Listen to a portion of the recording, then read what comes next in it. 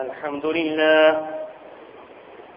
لله نحمده ونستعينه ونستغفره ونؤمن به ونتوكل عليه ونعوذ بالله من شرور أنفسنا ومن سيئات أعمالنا. من يهده الله فلا مضل له ومن يضلل فلا هادي له. وأشهد أن لا إله إلا الله وحده لا شريك له.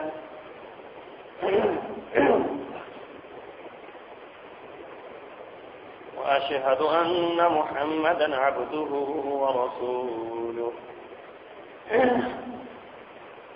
أما بعد فإن أحسن الكلام كلام الله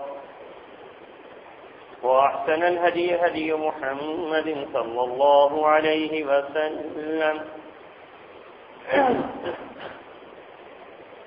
وشر الأمور محدثاتها وكل محدثة بدعة وكل بدعة ضلالة وكل ضلالة في النار. قال الله تبارك وتعالى في القرآن المجيد: أعوذ بالله السميع العليم من الشيطان الرجيم. بسم الله الرحمن الرحيم.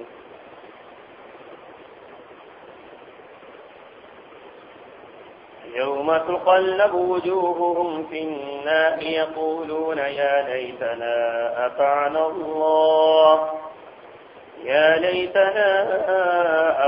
الله وأطعنا الرسول. وقالوا ربنا إنا أطعنا سادتنا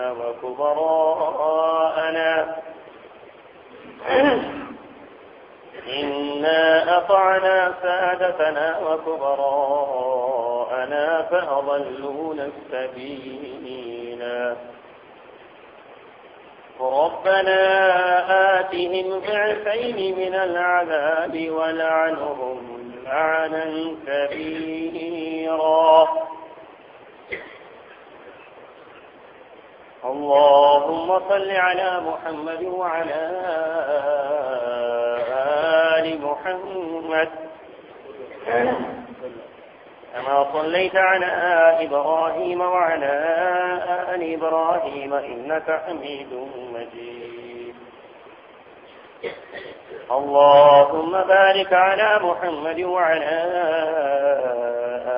آل محمد كما باركت على إبراهيم وعلى آل إبراهيم إنك حميد مجيد.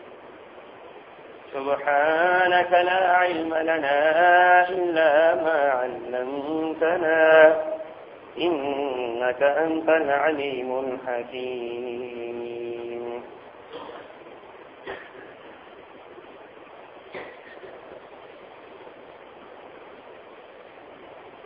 يوم تقلب وجوههم في النار.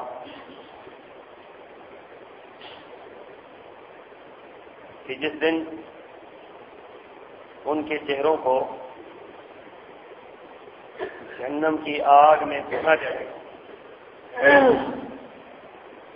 यक़ूलून या लैतना अताअना अल्लाह व अताअना रसूल,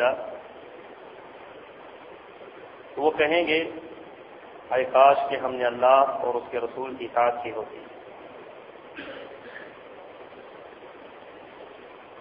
फ़क़ालू रब्बना इन्ना अताअना सादतना,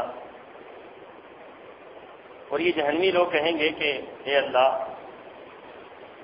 हमसे गलती हुई कि हमने अपने सरदारों की इताअत की, व कुबराअना, और हमने अपने बड़ों की इताअत की।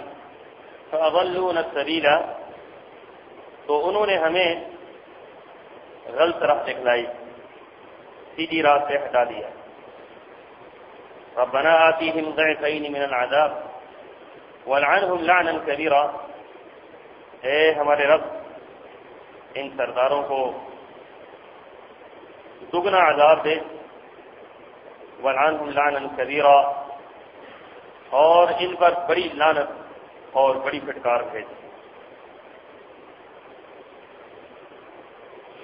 ہر قسم کی حمد و ثنا تعریف کے لائق اللہ وحدہ لا شریک کی ذات ہے، جو اکیلا تنہا ساری کائنات کا خالق، مالک، رازق، داتا، دستگیر ہے۔ ساری کی ساری کائنات اس کی محتاج ہے، کوئی زندہ ہے، کوئی مردہ ہے، کوئی ولی ہے، کوئی نبی ہے، کوئی عالم ہے، کوئی جاہل ہے، کوئی عربی ہے یا عجمی ہے، ساری کی ساری کائنات کے لوگ اللہ کے محتاج ہیں، اور وہ کسی کا محتاج نہیں۔ ساری کائنات کے لوگ اس سے لے کر کھاتے ہیں اور وہ کسی سے لے کر نہیں کھاتے۔ ساری کائنات کے لوگ اس اکیلے اللہ، اس وحدہ لا شریک کے در کے منگتے ہیں، اور وہ سب کو دینے والا ہے۔ درود و سلام امام الانبیاء سرور کونین حضرت محمد رسول اللہ صلی اللہ علیہ وآلہ وسلم کی ذات گرامی۔ سامعین محترم، امت مسلمہ بدستور زوال کا شکار ہے۔ پوری دنیا میں مسلمان ذلیل و رسوا ہو رہے ہیں، اور ہمارے دانشور علماء اپنی اپنی استطاعت کے مطابق زوال امت کے اسباب بتلاتے ہیں۔ یہ امت اس بنیاد پر زوال پذیر ہے۔ اس سلسلے میں میرا بھی اپنا نقطہ نظر ہے، اور میں یہ سمجھتا ہوں کہ میرے نزدیک سب سے بہترین نقطہ نظر یہی ہے کہ جس کی بنیاد پر امت زوال پذیر ہے۔ آج امت کے اندر فرقہ واریت، گروہ بندی، ایک نہیں بلکہ بے شمار گروہوں میں امت مسلمہ آج تقسیم ہے، اور ہر شخص اپنا ایک سلسلہ بنا کر اس پر کاربند ہے، اور کوئی شخص بھی اپنی جگہ سے ہلنے کو تیار نہیں۔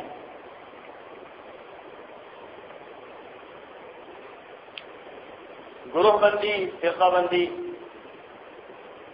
اتحاد و اتفاق کو توڑ کر اپنے ہی طریقہ کار اختیار کر لینا، آج امت مسلمہ کے اندر یہ بیماری کثرت کے ساتھ پائی جاتی ہے۔